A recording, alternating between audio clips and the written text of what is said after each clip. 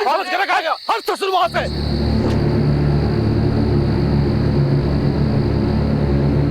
वक्त, हालात और स्थान इंसान की मनस्थिति और उसकी सोच पर असर करते हैं। कहते हैं कि बड़े शहरों के अपराध छोटे शहरों से अलग होते हैं। शायद नहीं, क्योंकि इंसान के मौलिक गुण दोष, उसका बेसिक इंस्टिंक्ट हर जगह लगभग एक सा ही होता है। शहर बोकारो, प्रांत झारखंड। एक आंधी चली, इतनी तेज कि कोई जान ही नहीं पाया कि कहां से चली और कहां ओझल हो गई, और पीछे छोड़ गई मौत का एक मंजर, एक नहीं अनेकों बार।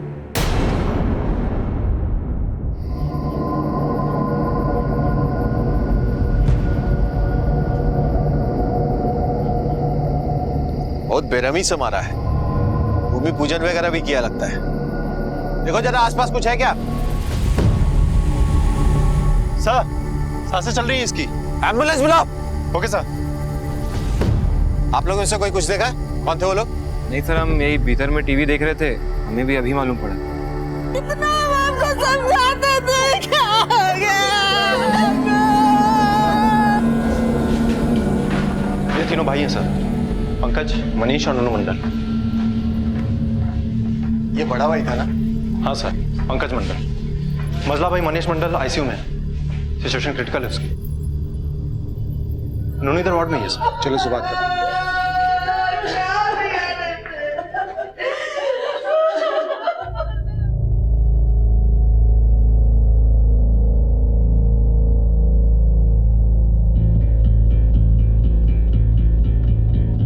नन्नू, क्या हुआ था? हमरे बड़का भैया को मार दिया साहब। कौन थे वो लोग? क्या पता साहब, अभी तो 3 दिन पहले ही जमीन खरीदाया था।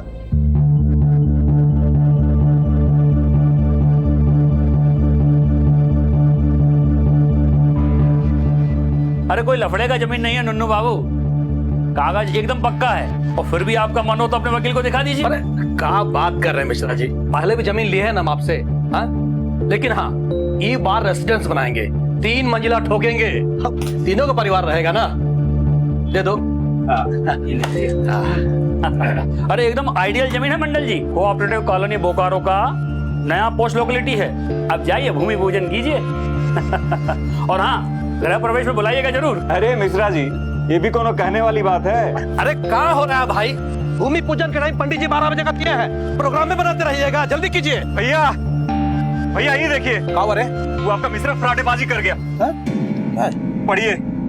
Plot number 15 cooperative colony Bokaro, ये जमीन विवादित है, कोई भी सौदाबाजी ना करे। मृत्युंजय सिंह 0999 999।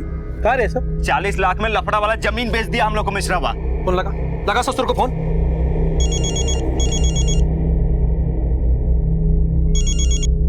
हेलो, विज्ञापन देखे कि नहीं? कौन बोल रहा है? तुम्हारा बाप।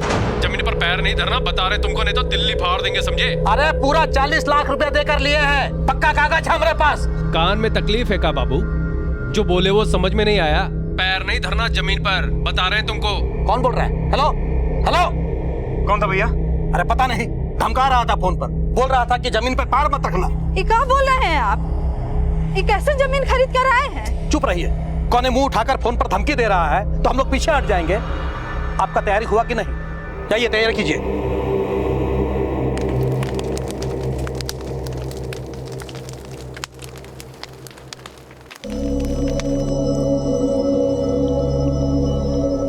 ठेकेदार से बात कर लेना, मकान का नक्शा पास होते ही घर का काम शुरू कर दे। जी भैया।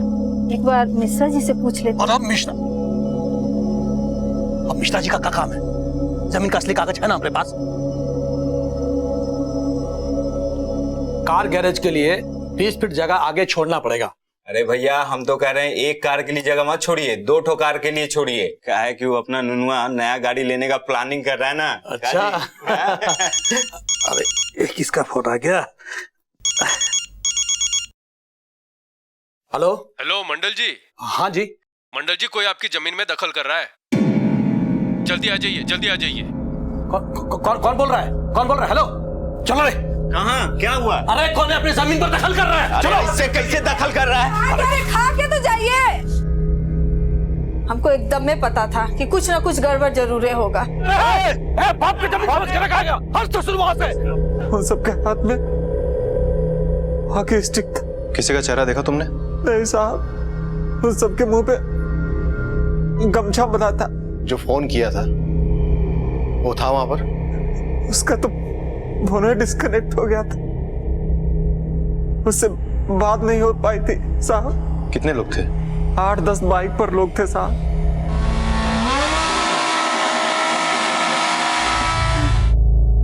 साहब छोड़िएगा मत साहब। पंकज मंडल को दोनों फोन अज्ञात व्यक्ति ने किया था ना? हाँ सर, वो दोनों नंबर्स मैंने जांच के लिए भेज दिए हैं। और सर न्यूज़पेपर के ऐड में जिस मृत्युंजय सिंह का जिक्र था उसको मैंने पुलिस स्टेशन में बैठाया है। बुलाओ उसको अंदर। Okay sir. Thank you. बोलिए सर। पंकज मंडल को फोन करके धमकी आप ही दिए थे? फोन? हम नहीं तो, हम किसी को फोन नहीं किए सर। हाँ, अखबार में विज्ञापन जरूर दिए थे प्लॉट नंबर 15 का। और जमीन तो पंकज मंडल ने खरीद ली थी, पक्का कागज है उसके पास? फर्जी पक्का कागज तो कोई भी बनवा लेगा ना सर। ये देखिए, प्लॉट नंबर 15 का कागज तो हमारे पास भी है। ये जमीन डिस्प्यूटेड है और ये पंकज और उसका भाई लोग ऑक्युपाई कर रहा है जबरदस्ती। इसीलिए आपने गुंडे भेजकर जबरदस्ती उनको बेदखल करने की कोशिश की। गलत बात। हम गुंडा नहीं है, हम गुंडा नहीं। अखबार में विज्ञापन जरूर दिया था। पंकज मंडल का डेथ हो गया है, उसको दोनों भाई गंभीर रूप से घायल है। पुलिस तहकीकात कर रही है, सच सामने तो आ ही जाएगा। तो कीजिए ना, और पता कीजिए कि सच्चाई क्या है। इनोसेंट पब्लिक पर शक करने से सच साबित नहीं ना होगा। और कोई बात हो तो बोलिए, हमको ऑफिस जाना है, देर हो रही है। यही नजर रखो इसमें। सर, दोनों फोन के रिकॉर्ड जो है तुरंत चेक करवाओ। Okay sir. और सुनो सर, सिटी ट्रैफिक पुलिस से पता करो कल रात में ये बाइक वालों का कोई ऐसा बड़ा मूवमेंट दिखा है क्या? Okay sir.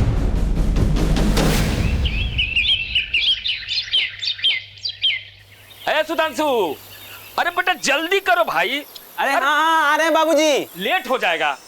ये जरा सा, अरे गाड़ी ना छूट जाएगा। दही खाएगा तब ना जाएगा, रुकिए जरा सा। अरे बेटा दही खा लो, शुद्ध होता है बेटा, खा लो खा लो। खूब मन लगा के पढ़ना। बहुत उम्मीद से भेज रहे तुमको बोकारो। अरे मम्मी तुम बेकार में टेंशन ले रही हो ना। तुम्हारा सुधांशु ना वहाँ जाकर टॉप करेगा। अरे वही तो हम कह रहे हैं, इधर बीए किया और उधर आईएएस निकाल लेगा। औकात से बड़ा काम कर रहे तुम्हारे बाबू, क्लर्क हैं, ताकि तुमको पढ़ने के लिए बोकारो भेज रहे हैं। और अभी मेरी बहन रंजू के शादी में एकदम में से सब खाली हाथ हो गए ना। जानबे करते हो, अपने माँ बाप का इज्जत रखना बेटा। हाँ अरे अम्मा तुम फिक्र मत करो ना, बिल्कुल। चलो हम चलते हैं। एक गधा महाराज, गले मत लगिए, पैर छुइए। हाँ। जीते रहो बेटा, आप आओ ना। अब चलो भाई, लेट हो रहा है, जल्दी करो, आओ। ए सुधांशु ध्यान से जाना बेटा, हाँ ध्यान रखिएगा।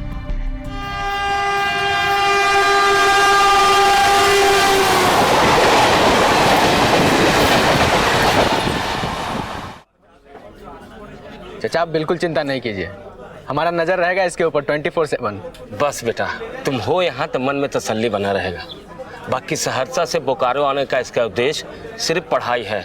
पढ़ लिख के कुछ बन जाए तो हम जैसे किरानी क्लास के लिए बहुत बड़ी बात है।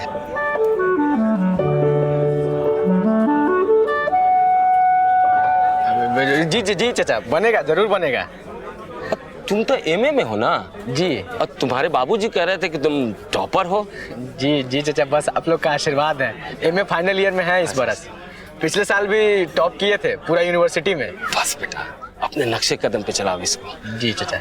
अच्छा तो हम चलते हैं, ठीक है ना? बस ध्यान रखना इसका। ठीक ठीक ठीक है बेटा, प्रणाम चाचा। खुश रहो, खुश रहो, खूब पढ़ाई लिखाई करना। जी जी चाचा। ध्यान रखना इसका। जी।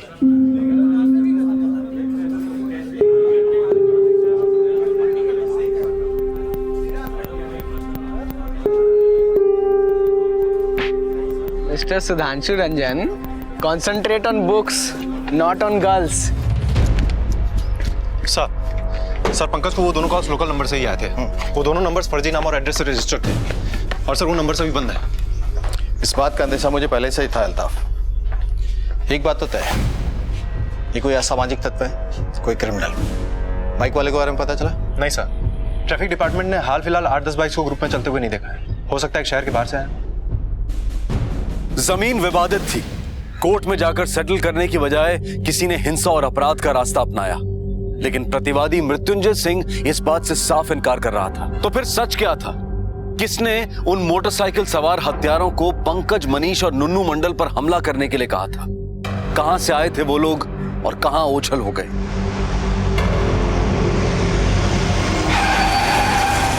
देखो कौन है? आवाज नहीं।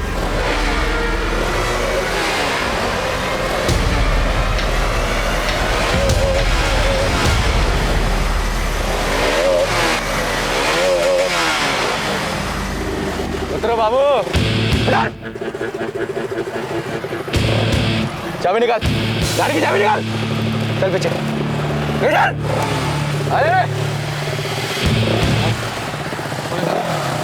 चल निकाल। सब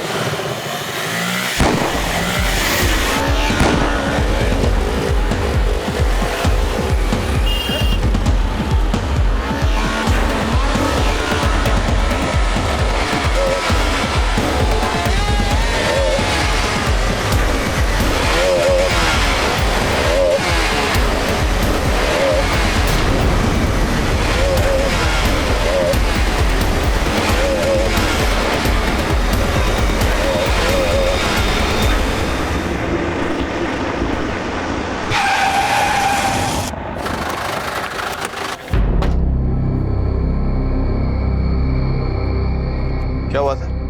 सर, हम लोग उधर गिरिडीह का तरफ से आ रहे थे।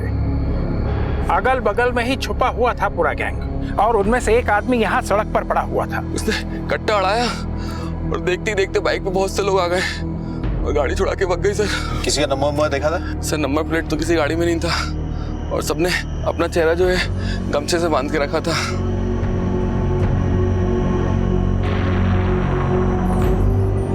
सर, चास और गोमिया से भी गाड़ी के हाईजैकिंग का मामला दर्ज हुआ है और वहां पर भी बाइक वालों ने ही गाड़ी उठाई है। कोऑपरेटिव कॉलोनी जमीन बेदखली से लेकर अब तक बाइक वाले हर जगह मौजूद हैं। अल्ताफ, लगता है कोई नया गिरोह सक्रिय हुआ है जो बाइक पे ऑपरेट करता है। एक काम करो सर, चास और बोकारो के आसपास के एरिया में पता करो लोकल से कि बाइक का कोई अनयूजुअल मूवमेंट देखा है क्या लोग। Okay sir. स्वाति,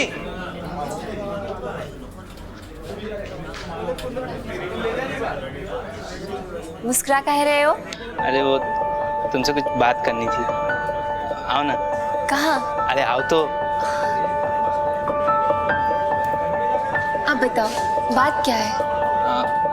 अरे बताओ तो क्या बात है? हम तुम्हारे लिए कुछ लाए हैं। क्या? ये क्या है? अरे मोबाइल फोन है। तुम्हारा मोबाइल फोन टूट गया था ना, इसीलिए लेके आए हैं। एकदम एडवांस जनरेशन का फोन है। एंड्रॉइड है, एंड्रॉइड। रखो लो।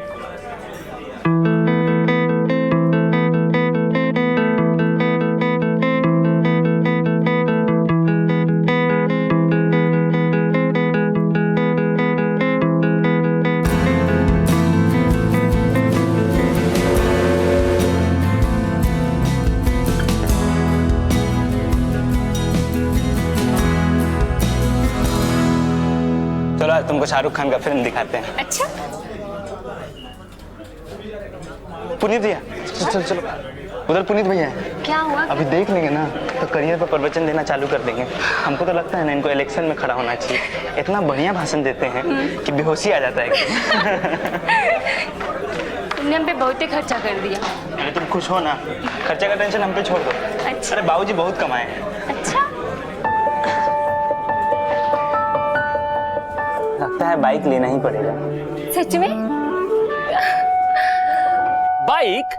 बाइक का क्या करोगे? अरे चलाएंगे बाबूजी, और क्या करेंगे। अरे यहाँ 3-3 को ट्यूशन ज्वाइन कर लिए हैं। ऑटो रिक्शा कर करके एकदम हालत खराब हो गया है। बाबूजी बाइक ले लेंगे तो बचत भी होगा, टाइम भी बचेगा ना। बाइक कोनो 2-4 पैसा में नहीं आता है।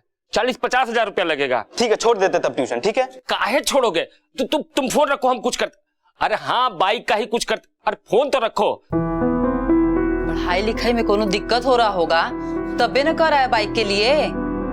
हमको भी फोन किया था, कह रहा था कि पापा जी से बात करिए कि बाइक के लिए कौनो जुगाड़ उगाड़ कर दें। अब बतिया का ना बुझ रहे हैं। ए मैडम जी, हम सब बूझ रहे हैं, लेकिन पैसवा कहाँ से आएगा? अरे आपको पीएफ का बोल रहे थे ना? अरे पगली, पीएफ फंड रिटायरमेंट के बाद मिलता है।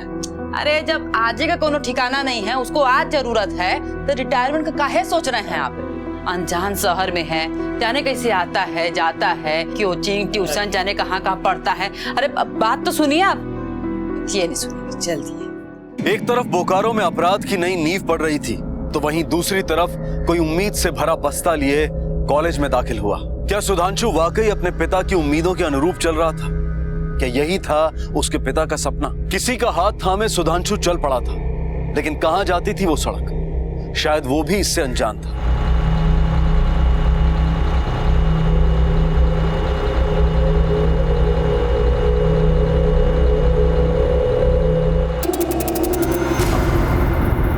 गाड़ी रोको भाई। गाड़ी सीधा बोकारो सिटी में ही जाके रुकेगा। अरे गाड़ी रोकिएगा। हमारे दोस्त का शादी है, दहेज कम पड़ रहा है, दान करना शुरू कीजिए। जो नहीं देगा उसको एक गोली बिना पानी के।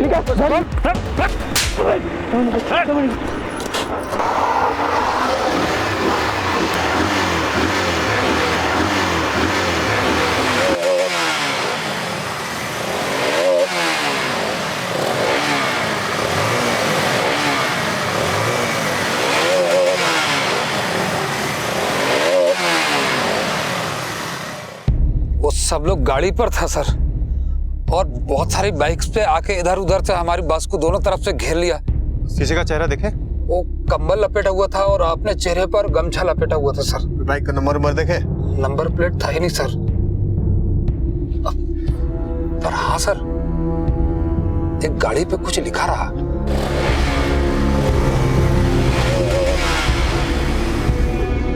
पापा का प्यार।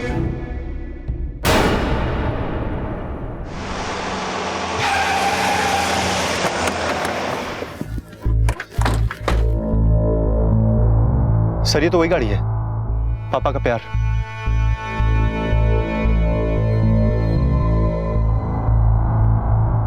मर्डर का मामला लगता है। गाड़ी पे नंबर तो है नहीं। एक काम करो सर, इसका चेसिस नंबर लो, पता करो किसका बाइक है। Okay sir.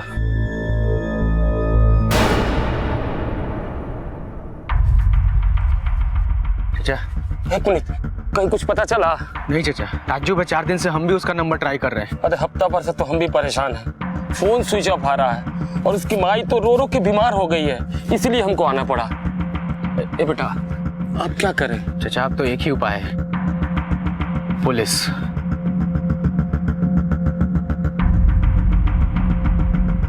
पहले तो बाइक खरीदवाए महीना भर पहले, फिर 20 दिन पहले बोला और पैसा चाहिए। हम ठहरे क्लर्क आदमी कहाँ से लाएंगे? हमने मना कर दिया। बस उसने बात करना ही बंद कर दिया। पहले तो अपने मम्मी से कभी कदार बात कर लिया करता था, अब हफ्ता भर से तो उससे भी बात नहीं करता। बताइए, ये भी कोई तरीका है? माँ बाप कितना अरमान से भेजता अपने बच्चा को, और उसका कुछ पता ही नहीं चल रहा। चाचा गया होगा, धन्यवाद धन्यवाद, आप चिंता नहीं करिए। आप कौन? जी हम कजन है उसके। नाम क्या है? पुनीत। क्या करते हैं? MA फाइनल ईयर में, उसी कॉलेज में। वैसे एक 4-5 दिन पहले 18-19 साल का एक लड़का मिला है, साथ में बाइक भी था। बॉडी अभी मॉर्ग में है। हम चाहते हैं आप चल के देख लीजिए। भगवान न करे आपका बेटा हो, लेकिन एक बार चल के देख लीजिए। और हाँ, एक बात और, बाइक पे कुछ लिखा भी था, पापा का प्यार।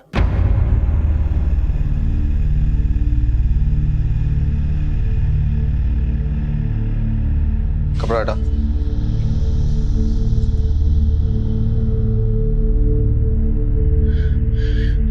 चाचा इसका तो चेहरा ही नहीं है, इसीलिए तो हम लोग भी आइडेंटिफाई नहीं कर पाए आपको इस तरह। पुनीत, पुनीत, ये तो अपना सुधांशु है। सुधांशु मेरा बेटा नहीं, सुधांशु नहीं, सुधांशु।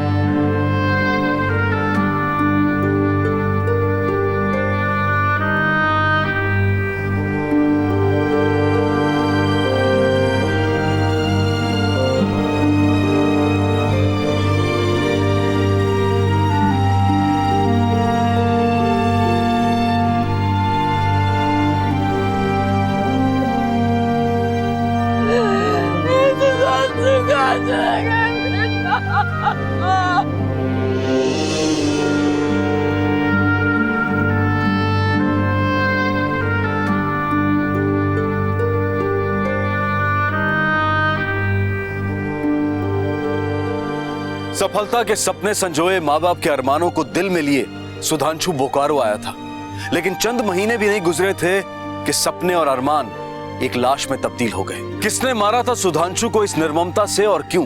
और उसके पास मिली बाइक, पापा का प्यार, ये तो वही बाइक थी जो हाईवे पर हुई डकैती में मिली थी। तो क्या इसका मतलब सुधांशु भी? जवाब ढूंढने पुलिस कॉलेज जा पहुंची। इधर सुधांशु का किसी से लड़ाई झगड़ा हुआ क्या? नहीं सर, क्लास भी कम ही आता था। एक गर्लफ्रेंड बना लिया था और नया बाइक ले लिया था। उसके बाद से दिन भर इधर उधर घूमता रहता था। नाम क्या है उस लड़की का? सर स्वाति है, वो सोशियोलॉजी पार्ट 2 में मेरे साथ ही पढ़ती है। सर वो बहुत सिंपल लड़का था, बहुत अच्छा था। उससे हमारी बहुत अच्छी दोस्ती थी, पर वो हम पे बहुत पैसा खर्च करता था। हम मना भी करते थे सर, पर वो हमारी सुनता नहीं था। फिर एक दिन जिद करके वो अपने पापा से एक नई बाइक लेके आया। फिर पता नहीं अचानक कहाँ 3-4 दिन के लिए गायब हो गया। और जब वापस आया तो उसके पास बहुत सारे पैसे थे। इतना सारा पैसा कहाँ से? चोरी किया। अरे तुमको आम से मतलब है कि गुठली से? चलो। कहाँ? अरे पार्टी है, मस्त पार्टी। पुनीत भी था पार्टी में? जी सर।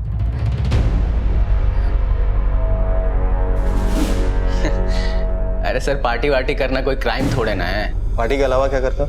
पढ़ते हैं, लिखते हैं, क्लास अटेंड करते हैं। सुधांशु को पैसा, लड़की और पार्टी का लत तुम लगवाए थे? अरे नहीं, क्या बात कर रहे हैं सर? सुधांशु बच्चा थोड़े ना था, और हम काहे किसी को किसी चीज का हैबिट लगवाएंगे। निकलो। कॉलेज के एरिया के थाने में पता करो इसका रिकॉर्ड क्या है। बहुत पार्टी वार्टी करता है लड़का। हफ्ते 10 दिन में यहाँ पे परमिशन लेने आता है। अरे सर, थोड़ा लेट नाइट तक चलेगा, दोस्त लोग होंगे। ज्यादा हल्ला गुल्ला ना मचाइएगा। म्यूजिक होगा लेकिन वॉल्यूम कम रखेंगे सर। सर ये वो 2-1 लड़कों को लेट नाइट बाइक पे निकलते देखा है। इतना रात को कहाँ से आ रहा हो तुम लोग? हॉस्पिटल जा रहे हैं सर, बीजेएस। दोस्त की मम्मी बहुत बीमार है सर। तुम चारों? हाँ सर, जी, बोकारो जनरल हॉस्पिटल। चलो निकलो। सर बंदगोड़ा पुलिस थाने से अभी खबर आई है कि वहां पर जमीन को लेकर एक विवाद हुआ है। इस विवाद में 2 लोगों की मौत हुई है और कई लोग घायल हुए। इसका अपने केस से भी कोई संबंध नहीं क्या? हाँ सर है। जैसा कि कोऑपरेटिव कॉलोनी में हुआ था, ठीक वैसा ही यहाँ पर भी हुआ है। कुछ अज्ञात बाइक सवारों ने जमीन के मालिक पर हमला किया और फरार हो गए। और सर ये देखिए, इसी विवादित जमीन को लेकर ये नोटिस भी एक दिन पहले छपा था। जमीन विवाद में इसका लेन देन आपको मुकदमे में उलझा सकता है, सावधान। निरंजन शर्मा।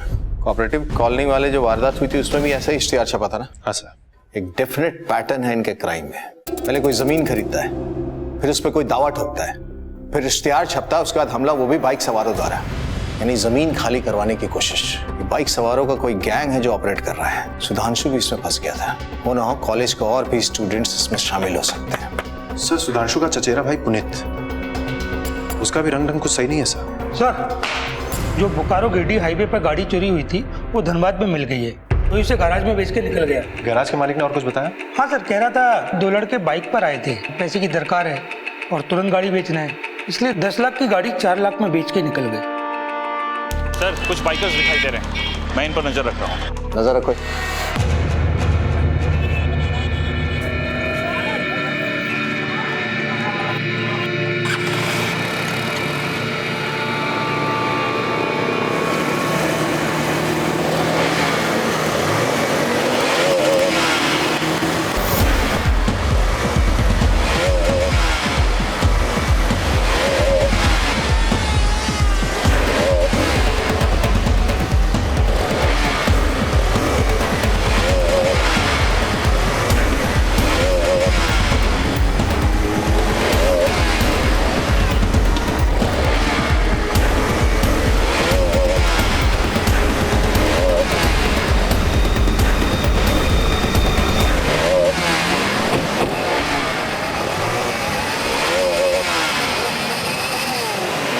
चलो लिंक रोड पे चल, गाड़ी घुमा।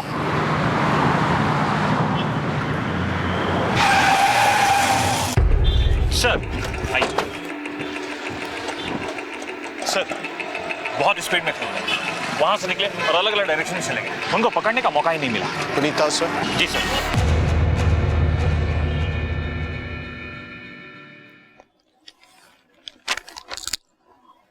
प्लॉट नंबर 886 दीघा चौक, ये जमीन विवाद में है। कृपया इसके लेन देन खरीद बिक्री से पहले हमें संपर्क करें। एसएन वर्मा। हेलो वर्मा जी। हाँ बोल रहा हूँ। जमीन विवाद में फंसा हुआ है आपका। हाँ हाँ जी। आप बोलिए तो हम सल्टा देते हैं। आप बोल कौन रहे हैं? अरे हम कौन बोल रहे हैं जान के क्या कीजिएगा। आइए आइए आइए आइए, आके मिलिए, पता नोट कीजिए, पता नोट कीजिए। हाँ बताइए।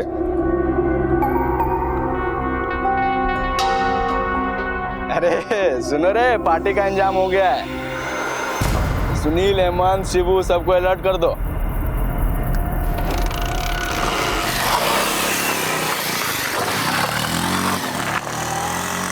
पुनीत एक नए खौफनाक रूप में एक नई शख्सियत के साथ एकाएक सामने आ गया। बोकारो में हो रहे अपराधों के साथ उसके तार जुड़ने लगे। पुलिस को बाइकर्स गैंग के साथ पुनीत के संबंध साफ नजर आने लगे। लेकिन इस सब में मौत की आगोश में चले गए सुधांशु की क्या भूमिका थी? पुनीत सुधांशु का चचेरा भाई था, तो क्या वो उसका आपराधिक साथी भी था? आखिर क्या थी पुनीत की पूरी और सही पहचान? अरे सेठ, पैसा लेके आए ना? हाँ 10 अभी और बाकी काम होने के बाद। हाँ। अरे काम तो समझिए हो गया। पुलिस को तो नहीं बताया ना? अरे क्या बात करते हैं? अरे मजाक कर रहे हैं। काम तो हो जाएगा ना? काम हो गया, चलिए निकलिए।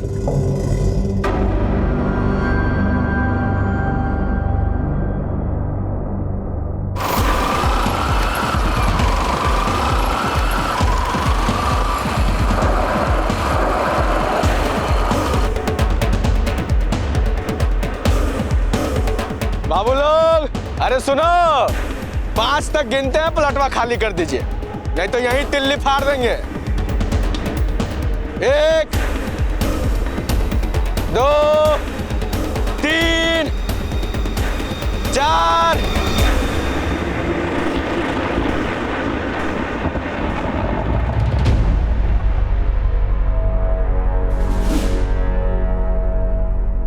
बाकी का गिनती पुलिस स्टेशन में चल के करना। चला दिखा, चला दिखा।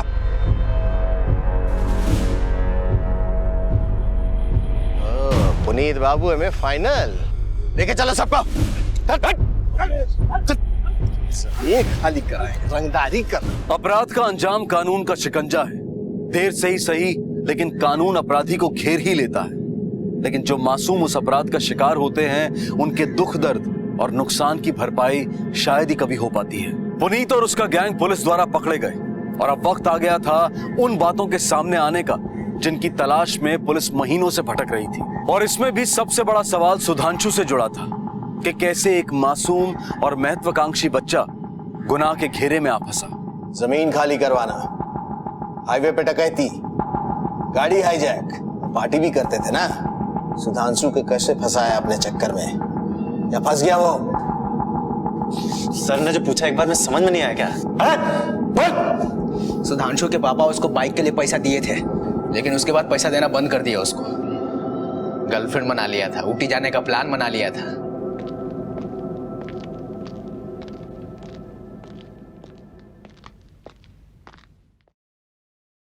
हैं? अकेले छत पर डूबता हुआ सूरज, सेंटी उंटी हो गए हो क्या जी? हैं?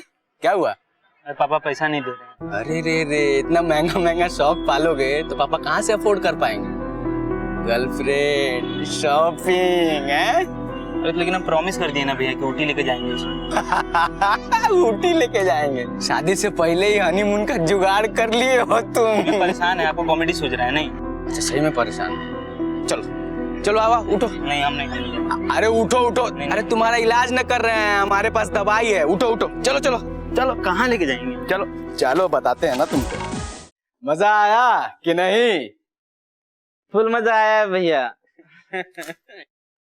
ये रखो, अब और मजा आएगा। भैया लेकिन ये क्या है? समझ लो रात को हमारा बर्थडे पार्टी था, ये उसका रिटर्न गिफ्ट। फिर तो जब जब पार्टी होता हम लोग उसको इनवाइट करते, पैसे देते। परी गया था, पूरा एडिक्शन लग गया था उसको पार्टी का। अरे टॉप करके ही दम मानोगे क्या है भैया? चलो इसको छोड़ो, चलो। अरे भैया कल को टेस्ट है। अरे आज उससे बड़ा टेस्ट है। चलो चलो चलो चलो बताते हैं तुमको। चलो ना, चलो चलो चलो।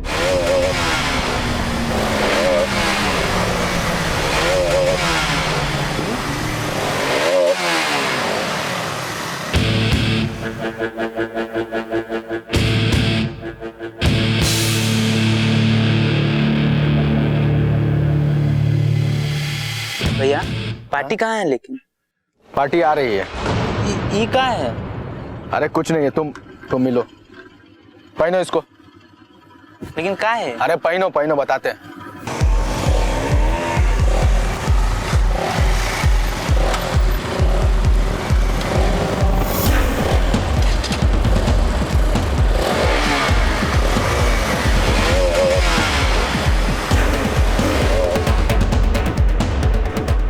उधर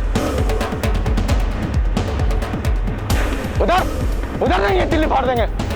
उधर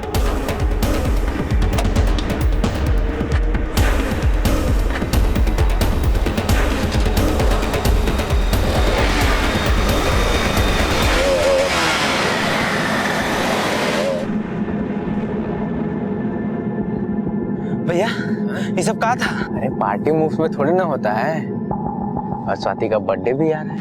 ये लो तुम्हारा हिस्सा। एक ड्रेस लेके दो स्वाति को, किस देगी तुमको। चलो भैया को गुड नाइट बोलो। चलो गुड नाइट। सुधांशु का खर्चा बढ़ता जा रहा था, पैसे का सोर्स मिल गया था उसको। फिर जब जब हम ऑपरेशन के लिए निकलते थे हमारे साथ ही जाता था। ये जमीन खाली करने का फाइनल अमाउंट। अरे thank you thank you thank you. आपका देवघर वाला जमीन का भी कुछ करते हैं? देवघर तक ऑपरेट करते हैं आप लोग? जी ऑल इंडिया, बहुत जल्दी, with branch office in London. निकलिए।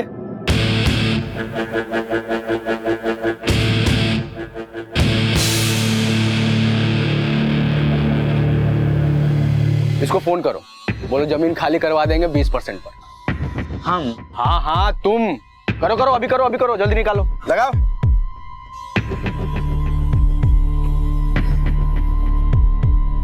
हेलो, प्लॉट नंबर 441 श्याम बाजार।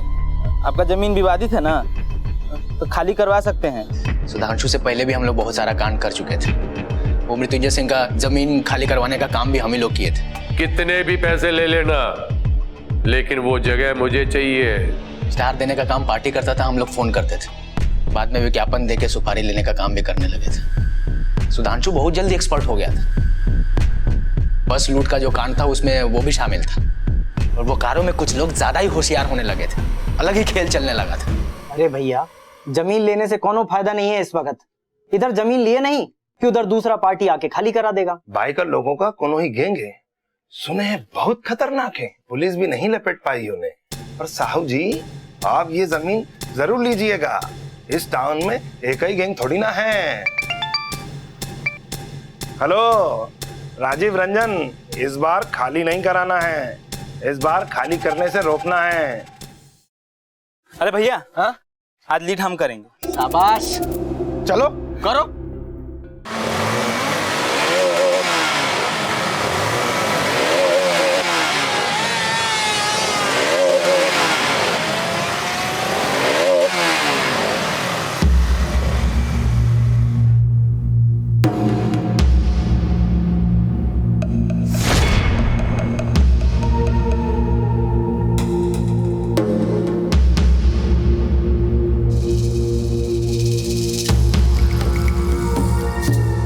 बे, ये जमीन खाली करवाने आया है, जिस रास्ते से आया वहीं लौट जा। काय बे, तुम्हारी मम्मी का हैप्पी बर्थडे है आज, हाँ?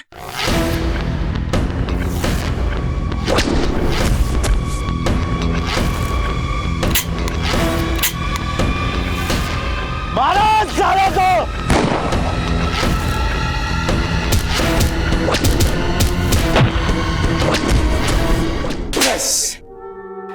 ही फाड़ने चले थे।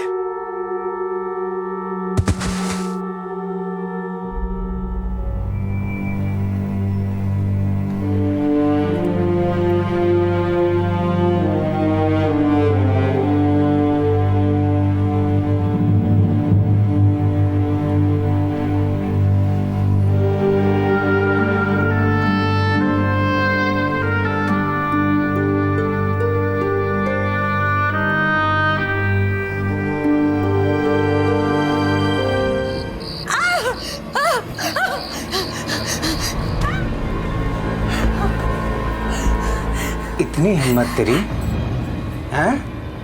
मेरे बीच में बोलेगी? मैं जो चाहूंगा वो करूंगा। और शू फर्क पड़े तेरे, और शू फर्क पड़े छे तारे? हाँ? तेरे पास है ना तेरी बेटी संभालने को? नहीं, उसी को देना सारा अटेंशन तू। एम अच्छे,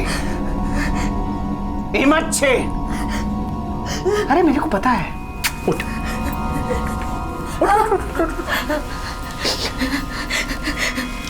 मेरे को पता है तेरे पास मेरे लिए टाइम नहीं है।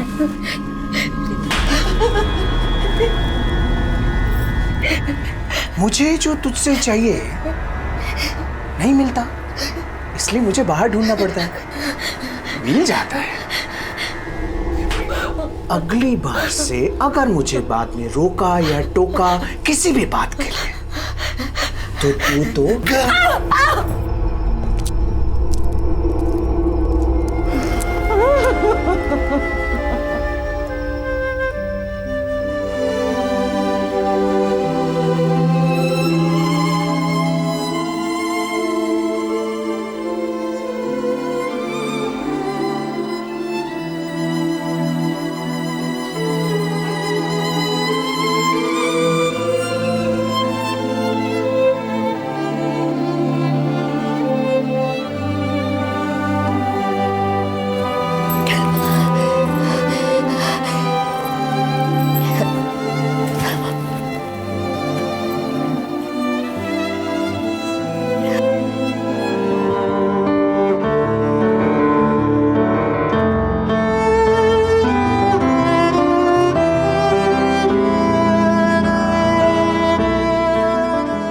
मार्च 2015 के एक स्वतंत्र सर्वे के अनुसार भारत में लगभग 84% महिलाएं घरेलू हिंसा का शिकार हैं और इस सर्वे का समर्थन खुद भारतीय योजना आयोग ने भी किया है। इस आंकड़े से साफ जाहिर है कि घरेलू हिंसा का यह अभिशाप हमारे अंदाजे से काफी बड़े स्तर पर आज भी प्रचलित है। घर बैठे आप और हम सोच में पड़ जाते हैं कि कोई महिला क्यों और कैसे इतना जुल्म सह सकती है, क्यों और कैसे किसी पुरुष का आचरण एक जानवर की तरह हो जाता है।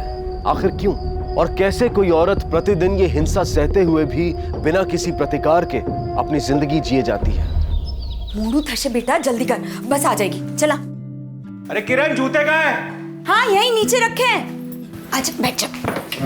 हाँ चलो, मुंह खोलो खोलो खोलो खोलो। शाबाश, गुड गर्ल। मैं देती हूँ। मैं कर लूंगा, तुम जाओ खिलाओ।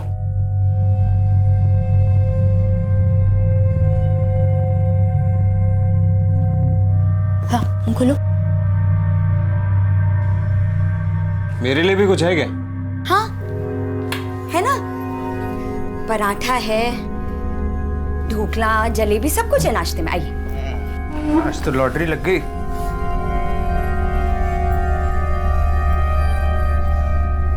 चल मुंह खोल।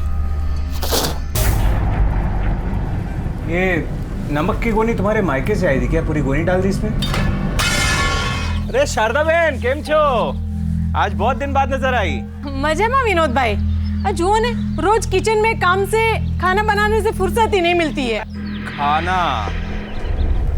इस नाकामी को भी खाना बनाना सिखा दो, और कुछ नहीं तो कम से कम खाने का सुख तो मिले। घर में बच्चा संभालने के अलावा और भी काम होते हैं, कुछ नहीं आता।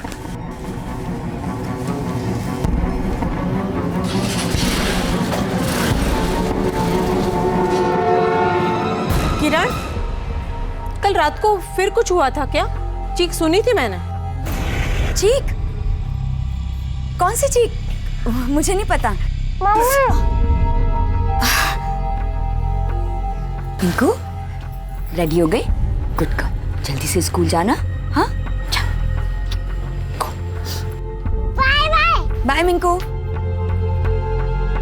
किरण, एक बात कहूं, तुम्हें विनोद के बारे में किसी न किसी को तो बता देना चाहिए। किसी और को नहीं तो कम से कम अपने मायके वाले को बता दो। कुछ है ही नहीं बताने को शारदा बहन, कुछ भी नहीं है। छुपाने से कुछ नहीं होगा। शारदा बहन, बोला ना कुछ है ही नहीं बताने को। अब जाइए, अपने काम से काम रखिए।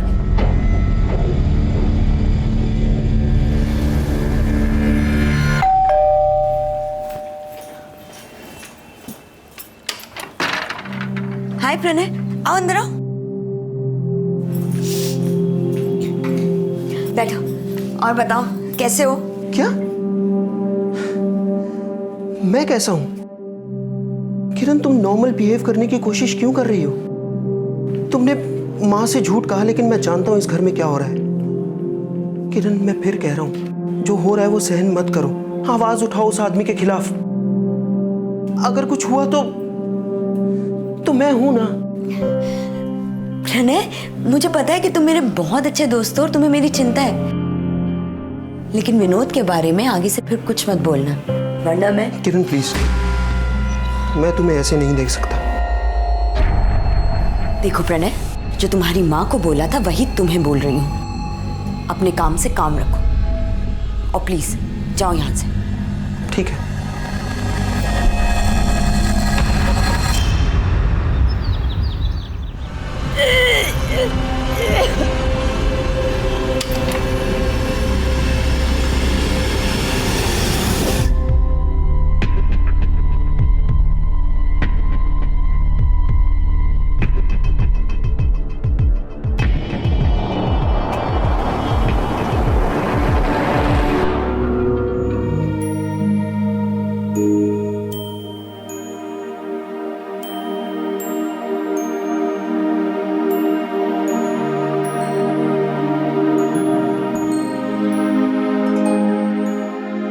ऐसे ही बहुत जल्दी तुम्हारे साथ खेलने भी ना एक दोस्त आने वाला है। आपका न्यू फ्रेंड। और उसके आने पर तुम्हारे पापा को उतनी ही खुशी मिलेगी जितनी तुम्हारे आने पे हुई थी। मजा आएगा बहुत। अरे देखो देखो, पापा आ गए। उठो उठो उठो उठो, चलो चलो। आरती, कम ना।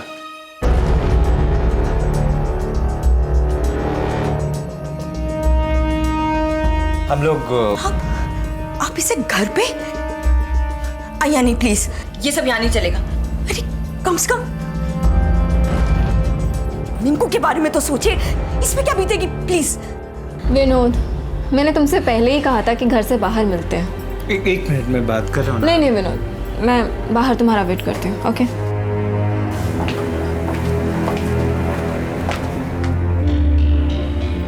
तुम्हें मिंकू की चिंता है ना, तो मिंकू की चिंता करो। मैंने तुमसे पहले ही कहा था,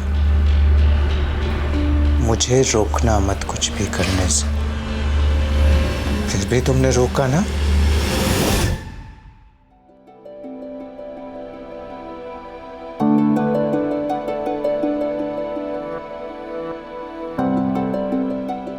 I'm sorry. It's a miscarriage.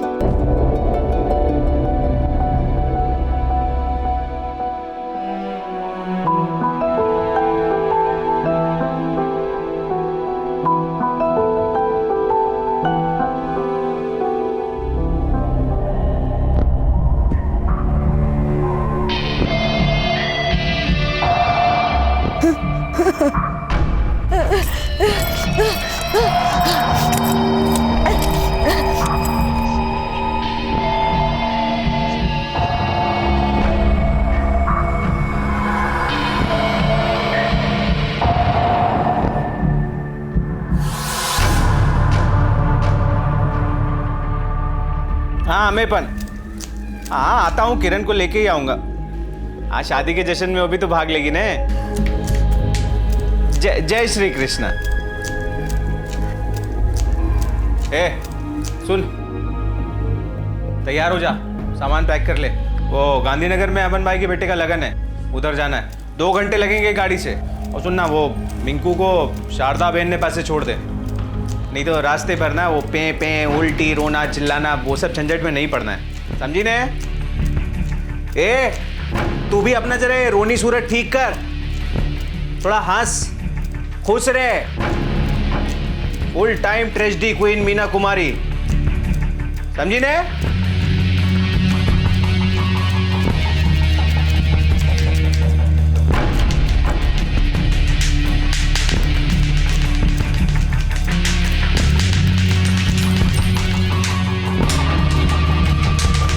Mummy कौन?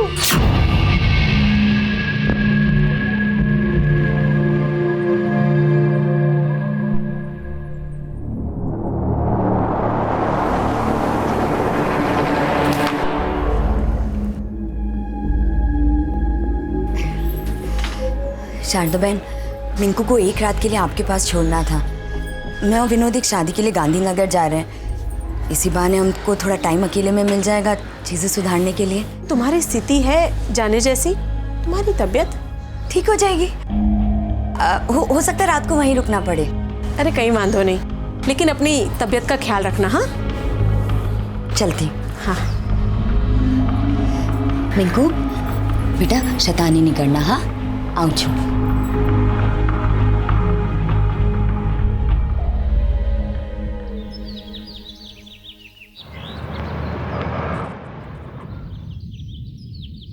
अरे ताला लगा हुआ है। ये कहाँ गए? विनोद ने तो बोला था कल रात में शादी में आऊंगा, वहां पर भी नहीं आया, घर पर भी नहीं है। कहाँ गए होंगे ये लोग? हरी भाई को पूछते हैं। हरी भाई, शारदा बहन, हरी भाई। क्या हुआ राजन भाई? अरे आपको पता है ये लोग कहाँ गए? नहीं तो। वो शादी में जाने का बोल के गए थे, पर शादी में तो आए नहीं वो लोग। राजन भाई सुबह से हम भी परेशान है। मिंकू का हाल देखो, कितना रो रो के बुरा हाल हो गया इसका। ये लोग गए तो कहाँ गए?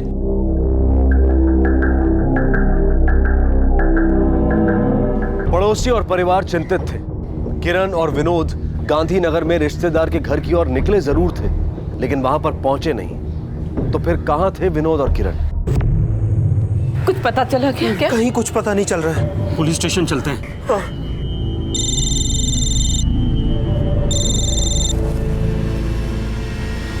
क्या? उसी सुनसान रास्ते के साइड में थी। मुझे रुकने के लिए इशारा किया तो मैं रुक गया।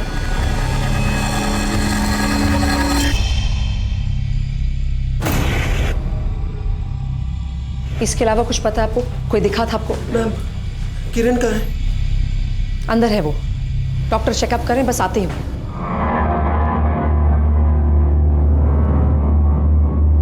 विनोद, विनोद क्या है?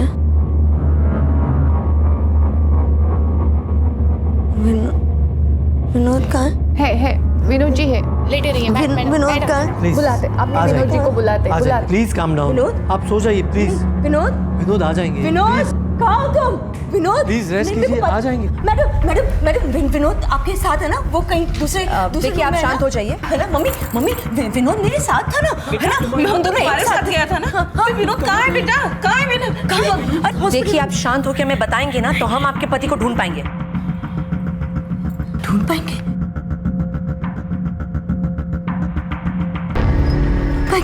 क्या मतलब है आपका? हाँ, ढूंढ पाएंगे इससे क्या मतलब है?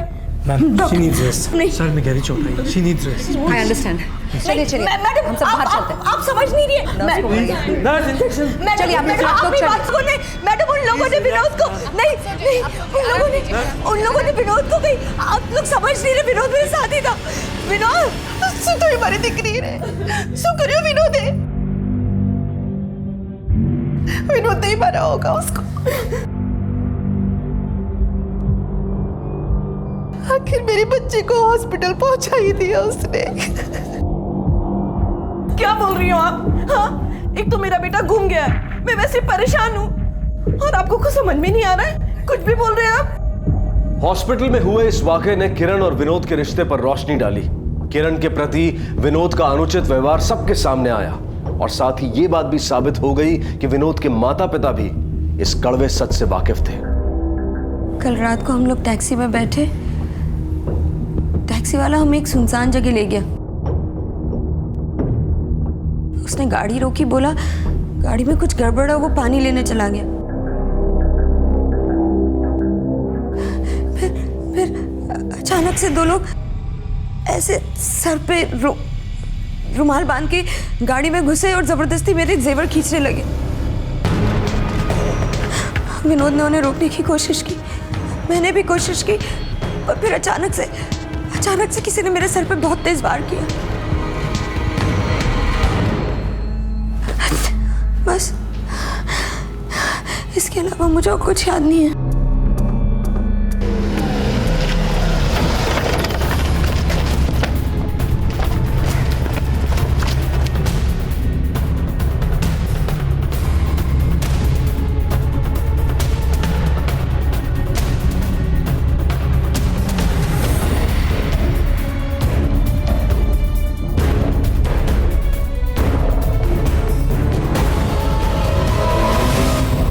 सिर्फ विश्वास चौकी नहीं, करीबन सुंदर नगर तक के आगे का इलाका छान मारा पर कुछ नहीं मिला, बस ये टूटा हुआ फोन। मुझे ये चोरी का मामला नहीं लग रहा है ठक्कर। किरण की उंगलियों पे अंगूठियां हैं, वो भी महंगी वाली। कोई चोर उसे क्यों छोड़ जाएगा? और फिर विनोद को ले जाना, उसे मरने के लिए क्यों नहीं छोड़ दिया जैसे किरण को छोड़ा था? मामला मुझे कुछ और ही लग रहा है, शायद आपसी दुश्मनी का मामला। तुम एक काम करो, सारी फैमिली को राउंड अप करो, स्पेशली किरण की माँ। जी मैडम। आपकी बेटी और उसके पति के बीच संबंध कैसे थे? अच्छे नहीं थे ना? बताइए मुझे। मार तो तुम्हारी छोकरी ने, मुझ मार तो। और आपने कुछ भी नहीं किया, ये जानते हुए भी? मैं विधवा हूं और मेरा बेटा और बहू अपने काम में व्यस्त रहते हैं, मुश्किल से मुझे संभालते हैं। तो मैं क्या करती? मेरा बेटा कभी ऐसा कुछ कर ही नहीं सकता। अरे झगड़े तो हर मियाँ बीवी में होते ही रहते हैं, और उसने कभी भी अपनी पत्नी के बारे में कोई शिकायत नहीं की हमसे, बल्कि वो ही हमेशा हर छोटी छोटी बात पे उससे झगड़ती रहती थी। और आप लोगों को यकीन है कि ये मामूली झगड़े थे? हाँ। ठीक है, आप लोग जा सकते हैं।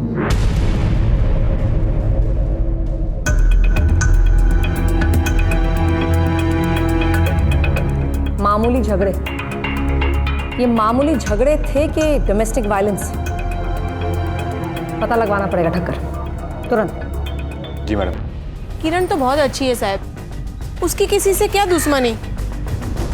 वो तो खुद ही विनोद से परेशान थी। हाँ, विनोद के जरूर बहुत सारे दुश्मन रहे होंगे। निर्दयी मानस, उसे तो अपना बच्चा खो जाने का दुख भी नहीं था। मैंने उसके चेहरे पे जरा भी दुख नहीं देखा था। बच्चा खोने का? हाँ साहब, किरण के पेट में 3 महीने का बच्चा था। अरे सर, उस आदमी को वैसे भी जीने का कोई हक नहीं था। अपनी बीवी को इतनी बेरहमी से मारता था, पीटता था, इतना बुरा बर्ताव करता था। अच्छा वो मर गया। मैडम ऐसे तो किसी पे शक नहीं हुआ सिवाय उस प्रणय के। पड़ोसी शारदा बहन का बेटा, उसे विनोद पे बड़ा गुस्सा था, कह रहा था अच्छा हुआ जो मर गया। हो सकता है कि उसी ने विनोद को कुछ किया हो। अगर उसने कुछ किया होता तो शायद इतने खुले से नहीं कहता वो, लेकिन ये भी हो सकता है कि वो हमें गुमराह करने की कोशिश कर रहा है। मैडम एक और बात, विनोद के नाम पे एक इंश्योरेंस भी थी, पता चला है। उसके पेपर्स मैंने मंगवाए, विनोद के इंश्योरेंस पेपर्स में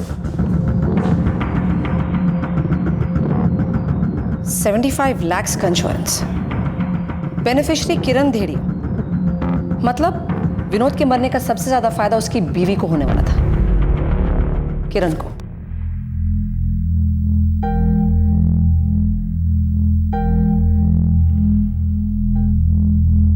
ठीक है, तो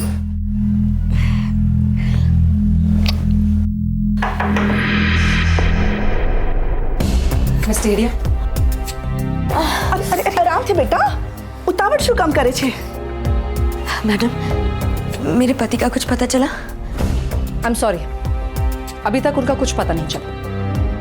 आपको कुछ और याद आया जिससे हमारी हेल्प हो सके? नहीं, कुछ भी नहीं। अच्छा, आपको ये तो याद होगा ना कि आपके पति के नाम का एक इंश्योरेंस पॉलिसी है, विनोद के नाम का बीमा। बीमा? नहीं, मुझे नहीं पता। वो मुझे ये सारी बातें बताते ही कहाँ थे। आयुषो, मैडम, आपको ये लग रहा है कि ये सब मैंने करवाया है, ये विनोद के साथ? सो आप ऐसा सोच भी कैसे सकती है मैडम? देखिए मैडम, मुझे कोई पैसे वैसे नहीं चाहिए, बस मुझे मेरा हस्बैंड चाहिए। प्लीज आप उन्हें ढूंढ के लाइए, प्लीज। आप कुछ मैम, आप क्यों इन्हें इतना परेशान कर रही हैं? अपना काम कीजिए ना, विनोद को ढूंढिए। देखो, हमारा काम हमें मत सिखाओ तुम, समझे? किरण, तुम्हें कुछ और याद आए तो हमें जरूर कांटेक्ट करना, ठीक है? चलो ठक्कर। जांच पड़ताल कई दिनों तक चलती रही, लेकिन पुलिस को इस मामले में कोई बढ़त हासिल नहीं हुई। न किरण को उस रात के बारे में कुछ याद आ रहा था और न ही और कोई गवाह था जो इस वारदात पर रोशनी डाल सके। 3 महीने बीत गए, मामला अब ठंडा पड़ने लगा और दूसरे केसेस को ज्यादा प्राथमिकता मिलने लगी। नतीजा, इंस्पेक्टर भट्ट को ना चाहते हुए भी इस केस को बंद करना पड़ा और इस बीच किरण का जीवन भी सामान्य रूप से आगे बढ़ रहा था। लेकिन ये राहत मानो केवल पल भर की ही थी। मिंकू, आँख खोलना, तू चिंता ना कर, सब सही हो जाएगा। हाँ, आप लोग सब यहीं रुकिए। डॉक्टर साहब, ये मेरी बेटी है डॉक्टर साहब। डोंट वरी, हम लोग देखेंगे। मिंकू, हाँ मिंकू, चिंता ना करिस, मिंकू सब सही हो जाएगा। खबर न थी, 1 मिनट पहले तो घर में खेल रही थी, फिर अचानक से बेहोश हो गई।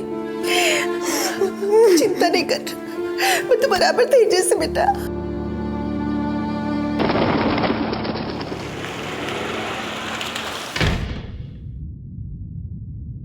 डॉक्टर साहब, मेरी बेटी मिंकू।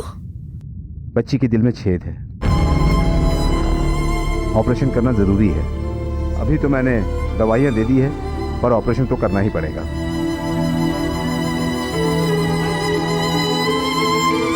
मैं कोशिश करूंगा, जितना हो सके उतना बंदोबस्त करूंगा। हूं पर एक रिटायर मानस छूं।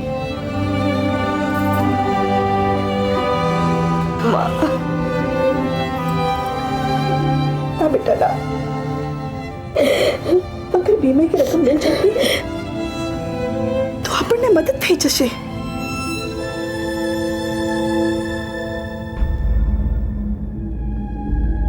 साची बात है बहन, लेकिन हम क्या कर सकते हैं? जब तक पॉलिसी होल्डर का डेथ सर्टिफिकेट नहीं मिल जाता, हम पैसे कैसे इशू करें? सबूत मिल गए मैडम सारे, धोखाधड़ी का चार्ज लगाया गया मिता पर। देखना वो बच ना पाए। मैडम। किरण, राइट? जी जी मैडम, प्लीज प्लीज मेरे पति को ढूंढिए ना, प्लीज। देखिए, हम पूरी कोशिश कर चुके हैं, लेकिन हमें कोई नई इन्फॉर्मेशन मिली ही नहीं। कोई तो तरीका होगा ना मैम, प्लीज। देखिए, इन्वेस्टिगेशन जारी है, लेकिन अगर आपके पास कोई सबूत है, कोई क्लू, कुछ नहीं, तब हमारी मदद हो सकती है। नहीं, मेरे पास कुछ नहीं, पर आप कुछ तो कर सकते हैं ना ma'am, please. I am sorry ma'am, लेकिन आप कुछ तो, आई एम रियली सॉरी, कुछ तो कर सकती है ना मैडम। किरण किसी भी तरह पैसों का इंतजाम करना चाहती थी। वो अपने एक बच्चे को पहले ही खो चुकी थी और दूसरे को किसी भी कीमत पर नहीं खोना चाहती थी।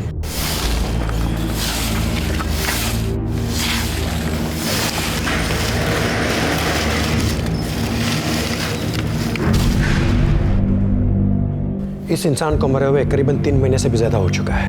बॉडी इतनी बुरी तरह जल चुकी है कि पहचानना मुश्किल है। Thank you doctor. ये वो केसेस मैडम जिनका ताल्लुक उस बॉडी से हो सकता है। इन सब की फैमिलीज को बुला बॉडी की शिनाख्त करने के लिए, स्पेशली इस किरण देड़िया को। उसका पति विनोद भी इसी दौरान गायब हुआ था। जी मैडम।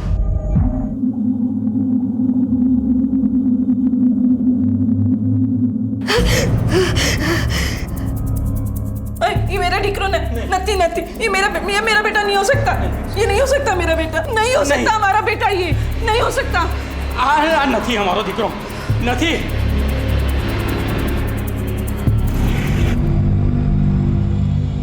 यही विनोद है। नहीं, गलत बोल रही है ये, गलत बोल रही है ये, हमारा बेटा नहीं हो सकता। माता पिता कह रहे हैं कि वो लाश उनकी बेटी की नहीं, और पत्नी कह रही कि उसी की पति की लाश है। समझ में नहीं आ रहा। एक काम करो ठक्कर, डीएनए सैंपलिंग मंगाओ, उससे तो जरूर हमें पता चल जाएगा कि कौन सही है कौन गलत। एक और बात बहुत अजीब है मैडम, किरण ने कितनी आसानी से उस जली हुई लाश को अपने पति की लाश होने का दावा किया। मैं भी वही सोच रही हूँ। एक्चुअली मुझे उस किरण पे पहले से शक है। तुम ही सोचो ना ठक्कर, एक औरत रोज घरेलू हिंसा की शिकार होती, उसी हिंसा की वजह से वो अपने कोख में पलते हुए बच्चे को खोती है और फिर उसे बार बार डर रहता है कि उसकी दूसरी बच्ची जो है उस पर भी कभी भी वार हो सकता है। उसका कभी ना कभी आपे से बाहर जाना तो लाजमी है उसका। वो उसने ऐसा क्यों किया मेरी समझ में आ रहा, लेकिन कैसे किया ये समझ में नहीं आ रहा। एक काम करो ठक्कर साहब, उसे मिंकू की बहुत चिंता है। दिन रात वो मिंकू के इलाज के लिए पैसा जोड़ने में लगी हुई है। अगर ऑपरेशन जल्दी नहीं हुआ तो कॉम्प्लिकेशंस बढ़ सकती हैं। बच्चे की हालत बहुत बुरी है मैडम, इलाज के लिए ऑपरेशन की जरूरत है और ऑपरेशन के लिए पैसे। मैडम जी, ये मेरे बेटे विनोद की पुरानी मेडिकल रिपोर्ट्स मिल गई है। इससे आपको पता चल जाएगा कि जली हुई लाश मेरे बेटे की नहीं है। देखिए, जैसे हमें कुछ पता चलता है हम आपको जरूर इन्फॉर्म करेंगे। थैंक यू जी। नमस्ते। नमस्ते। ठक्कर, ये बहुत अच्छा हो गया। अब हमें पता चल जाएगा कि वो बॉडी विनोद की है भी कि नहीं। चेक करो। Yes ma'am. चलो।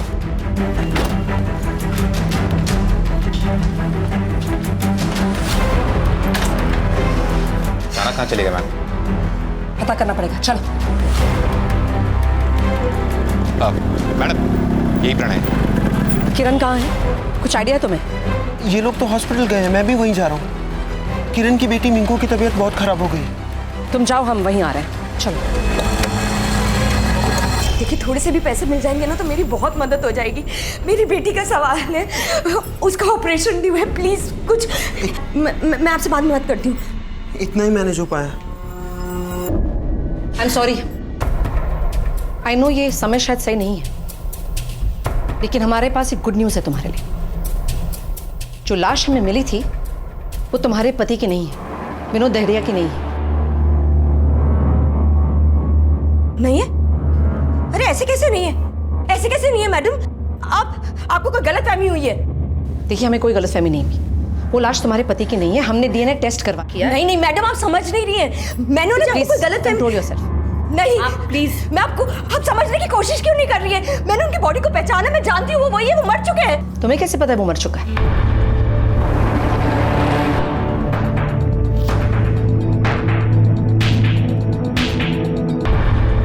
तुम्हें कैसे पता कि वो मर चुका है? कि वो जिंदा होते तो किसी तरह तो मुझे कांटेक्ट करने की कोशिश करते, फोन करते, घर पे आते, कुछ तो करते। वो जो हमने कहना था कह दिया। आप अपनी बच्ची को संभाल। चलो ठक्कर।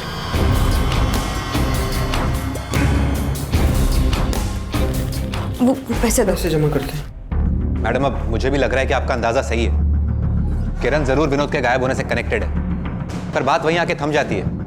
मोटिव तो फिर भी धीरे धीरे क्लियर हो रहा है, लेकिन कैसे? एक काम करो ठक्कर, किरण के सारे फोन रिकॉर्ड्स निकलवाओ, पता तो चले कि किस किस के कांटेक्ट में थी। Yes madam. और नहीं रुक सकते, ऑपरेशन अभी करना होगा।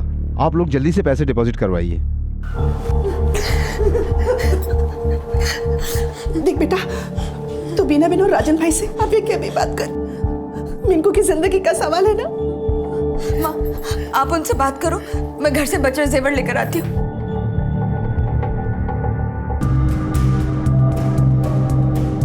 मैम, नर्स है अस्पताल में जहां किरण का इलाज चल रहा था। मैं कुछ भी नहीं जानती मैडम, और ये किरण जी को तो मैं जानती भी नहीं हूँ। अच्छा, लगता है जेल की हवा खाकर ही तुम्हारी याददाश्त वापस आने वाली है। फिर शायद तुम्हें याद आ जाएगा कि तुम किसको जानती हो किसको नहीं। अरेस्ट करो इसे। नहीं नहीं नहीं नहीं मैडम, बताती हूँ, सब सच बताती हूँ। हाँ, किरण जी ने मुझे कहा था एक बॉडी अरेंज करने के लिए। प्लीज प्लीज, सिर्फ आप ही मेरी मदद कर सकती हैं। मेरी बेटी की जिंदगी का सवाल है, प्लीज। देखिए, मैं इसमें आपको कोई मदद नहीं कर सकती। I am sorry. प्लीज समझने की कोशिश कीजिए। मैं रुपए मिलते ही आपको आपके 1 लाख रुपए दे दूंगी। प्लीज मेरी बेटी के लिए प्लीज मेरी मदद कर दीजिए। और उसके लिए वो मुझे पैसे भी देने वाली थी, लेकिन मैडम उन्होंने ये कहा था कि ये सब अपनी बेटी की जिंदगी बचाने के लिए कर रही है। बस इसके लिए मैंने ये सब किया। तुमने कानून के साथ खिलवाड़ किया है। ले जाओ इसे। मैडम ले जाओ।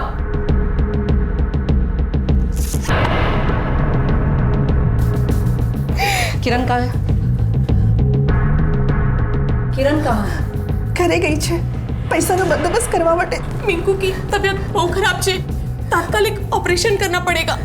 અરે બીનાબેન, આ પૈસાનો બંદોબસ્ત થઈ ગયો। તમે જલ્દીથી ડોક્ટરને કહો ને ऑपरेशन की तैयारी करे। फोन करो ने। किरण को जल्दी फोन करो। एक मिनट, किरण को कोई फोन नहीं करेगा। आप लोग ऑपरेशन करवाइए। सोलंकी जी, तुम यही रहो, इन सब पे नजर रखना। चलो ठक्कर। Yes ma'am.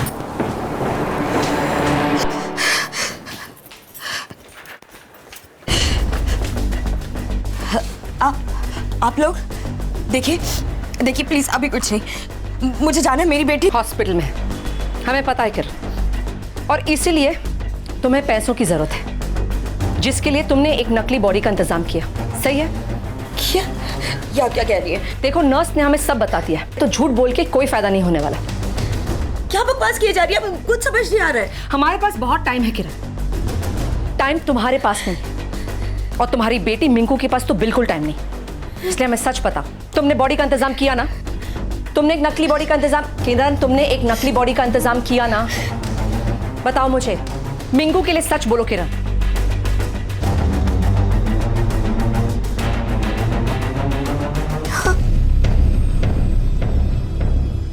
और बॉडी का इंतजाम तुमने इसलिए किया क्योंकि तुमने अपने पति को मारा।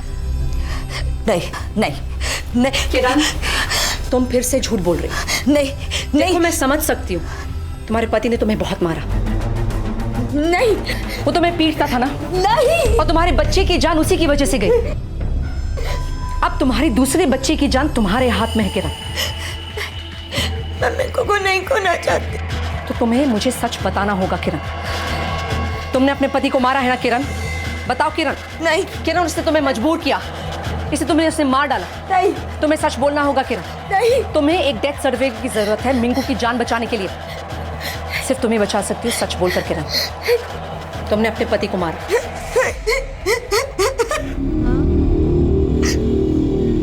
मेरे पास और कोई रास्ता नहीं बचा था।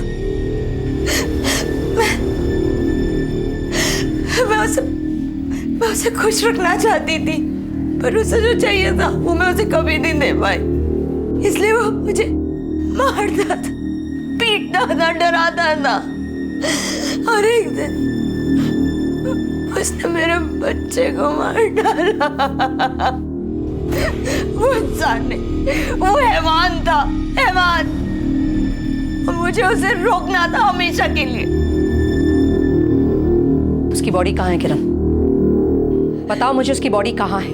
ऐसी हालत में उसकी पूरी बॉडी छिपाना मुश्किल था, इसलिए मैंने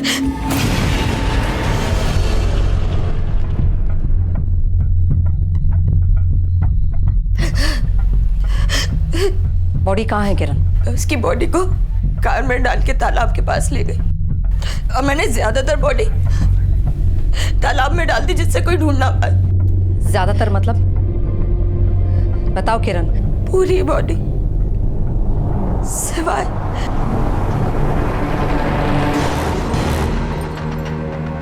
खुदवाओ इसे।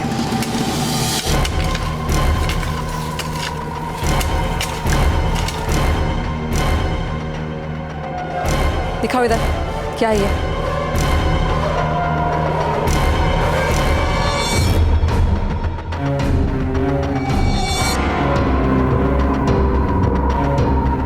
खोलो उसे।